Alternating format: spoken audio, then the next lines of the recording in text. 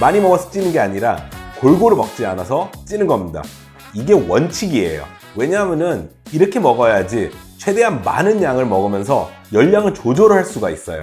단백질로 지방량을 조절하고 지방량으로 탄수화물 양을 조절하고 서로 견제하면서 식이섬유로 총량을 조절할 수 있죠. 그래서 살을 찌우던 빼던 균형 잡힌 식단이 원칙이에요. 그런데 난 골고루 먹는데도 살이 찐다. 크게 세 가지 원인이 있어요.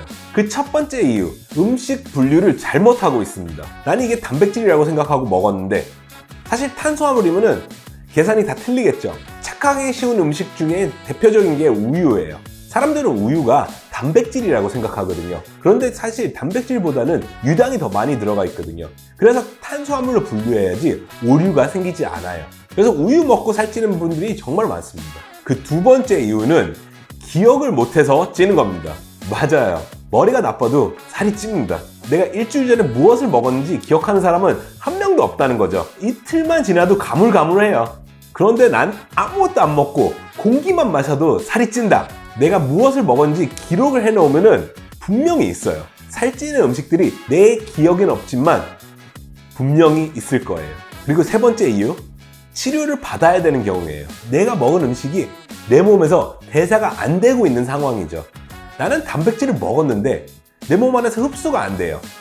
그럼 당연히 단백질은 먹긴 먹었는데 부족해지겠죠. 내가 탄수화물을 먹었는데 대사가 안 된다면 내 몸 안에서 쌓이면서 많아지겠죠. 내 몸이 이런 상태라면 내가 아무리 잘 먹어도 단백질은 계속 부족해지고 탄수화물은 계속 남아 돌기 시작합니다. 그러면서 균형이 깨지는 거죠. 발버둥 쳐도 빠져나올 수가 없어요. 그래서 정리를 하자면은 내가 잘 먹고 있는데도 살이 찌는 이유, 내가 음식을 분류를 잘못하고 있어서 계산이 틀리다. 내가 먹은 것을 기억을 못해가지고 계산이 틀리다. 그리고 내 몸 시스템 자체가 고장이 나서 계산이 틀리다.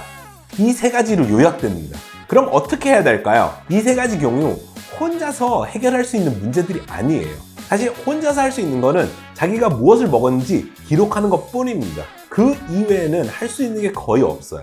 기록을 하더라도 내가 먹은 음식을 제대로 분류를 할 수 없으면 계산을 할 수 없는 거고, 그리고 내 몸 시스템 자체가 고장이 나 있다면 혼자서 치료를 할 수가 없어요. 균형을 바로잡는 기준을 모르기 때문에 그렇습니다.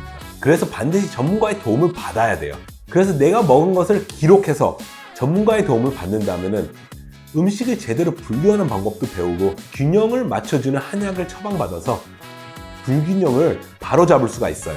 비만은 결국 질병이고 다이어트는 의료진의 도움을 받아야 하는 치료 행위인 거죠. 그래서 함부로 혼자 하거나 비전문가한테 맡기면 몸을 망가뜨릴 수가 있어요. 그럼 혼자서 할 수 있는 방법이 아예 없나요? 있어요. 제가 지난 영상에서 말씀드린 것처럼 골고루 먹으면서 2끼나 3끼 정도 드셔보세요. 그리고 한 달 후에 빠졌는지 안 빠졌는지 확인해 보세요. 이것이 혼자서 안전하게 다이어트를 할 수 있는지 없는지 알 수 있는 간단한 자가 테스트라고 보면 돼요. 골고루 먹고 있는데도 빠지지 않는다면 치료를 받아야 되는 경우입니다.